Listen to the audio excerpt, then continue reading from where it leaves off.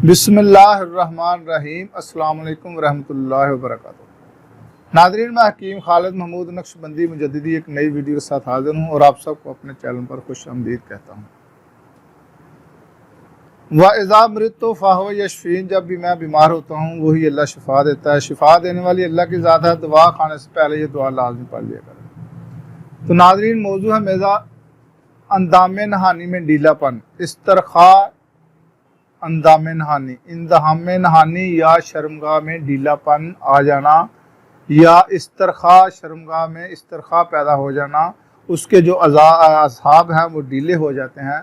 ये आज का जो कि इसकी क्योंकि काफ़ी सारी वजूहात हैं जो कसरत मुबाशरत की वजह से ढीलापन आता है, ये उसके लिए नुस्खा है। एक वीडियो में पहले बना चुका हूँ, वो उसमें नुस्खा नंबर 1 लिखा है, इसमें नुस्खा नंबर 2 लिखा है। ये 2 नंबर नुस्खा है। इसके बाद एक और वीडियो बनाऊंगा, 3 वीडियो इस मौजू पर बनाऊंगा। जो भी आपको आसानी बनाने में हो वो आप बना सकते हैं। ये वो फीमेल जो दूसरे से अपना मसला पेश नहीं कर सकती, वो फीमेल अपने घर पर ये नुस्खा बना लें और इसको इस्तेमाल करें, इंशाल्लाह बहुत ज़्यादा फ़ायदा हासिल होंगे। तो अज्जा जो हैं ये थोड़े से ज़्यादा, अगर आप कम करना चाहते हैं आधा बना लें, अगर उससे भी कम करना चाहते हैं तो चौथाई हिस्सा ले लें। तो चीज़ें लिखें। सबसे पहली जो चीज़ है वो है सुपारी चिकनी। ये है 250 ग्राम। गोल सुपारी, सुपारी के फूल 15 ग्राम, गोल पिस्ता 15 ग्राम, फो ईरानी 150 ग्राम, आरद मूंग, मूंग का आटा 150 ग्राम, छुहारे देते हुए हम इसको खुरमा कहते हैं, खुशक जो होते हैं, ये 500 ग्राम, मगज़ बादाम 500 ग्राम, खार खुशक छोटी खुरद, एक बड़ी होती है एक छोटी होती है, खार खुशक ये भी आपने 500 ग्राम।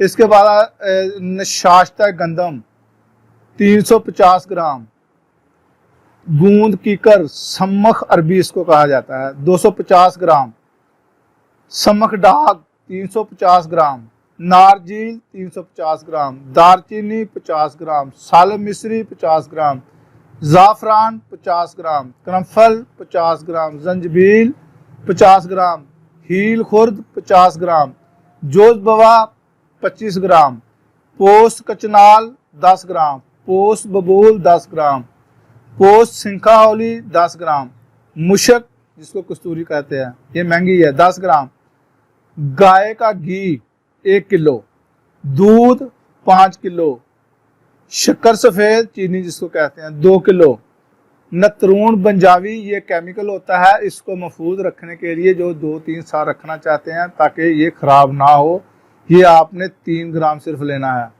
अरके गुलाब हस्बे ज़रूरत, इसका जो बनाने का तरीका है वो नोट फरमा लें। मगज़ जो नारजील है और मगज़ बादाम इनको कूट लें अच्छे तरीके से और इसको छान लें। छिलनी नंबर 40 नंबर छाननी होती है उसको, उसके लिए इसको छान कर इसका सफूफ तैयार कर लें। आरद मूंग और जो गूंद है सम्मख अरबी और सम्मख डाक दोनों, ये 3 चीज़ें जो है, और नशाश्ता ये अलग-अलग कूट कर, जो घी मैंने आपको इसमें लिखा है उसमें इसको आपने भूनना है। और फोर सुपारी चिकनी को बारीक पीस कर इसका सफूफ बना लें। फो ईरानी और सुपारी चिकनी इसका सफूफ बनाकर इसको पीस लें इसको अच्छी तरीके से सफूफ बना लें और इसको घी में पकाएं, दूध में पकाकर इसका खोआ तैयार कर लें। और जो घी जो बचा और जो घी है वो इसमें डालकर इसको भी खूब भूनें। कुछ घी में आपने वो पहली चीज़ें भूननी है और कुछ घी जो बचा है उसमें ये खोआ जब बनेगा तो इसको आपने भूनना है। इसके बाद जो ज़ाफ़रान है उसको अरके गुलाब में डालकर खल करें। बाकी जितनी भी अद्वियात हैं इसके अलावा उसको आपने खुशक जितनी भी हैं वो सबको कूट कर उसका सफूफ बना लें। ये सफूफ आपने 80 नंबर जो छाननी है उसमें इसको छानना है, ये बारीक होती है क्योंकि जो पहला वो थोड़ा सा मोटा हो जो मगजियात हैं और ये जो है ये सारा का सारा बारीक हो। इसके बाद जो मगजियात हैं वो इसमें डाल दें और जो चीनी आपको मैंने बताया उसमें थोड़ा सा पानी डालें, उसको बिल्कुल उसको मिक्स कर लें। जब वो पानी में अच्छे तरीके से मिक्स हो जाए तो उसको आप छान लें, उसमें जो गिरदो गुबार होगा वो बाहर निकल जाएगा।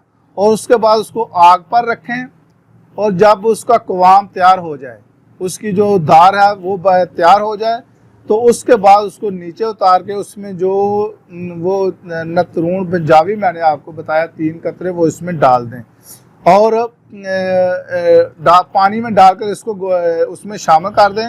उसके बाद जितने भी सफूफ हैं वो आपने जो लहदा पीस कर रखे हैं वो इसमें डाल दें, और इसको जो डंडा होता है उसको खूब अच्छे तरीके से उसको चलाएं, उसको घोट लें, ये एक मजून टाइप बन जाएगी। और उसके बाद सबके बाद जो है वो जो खोआ आपने घी में भूना है वो इसमें डाल दें, ठीक है।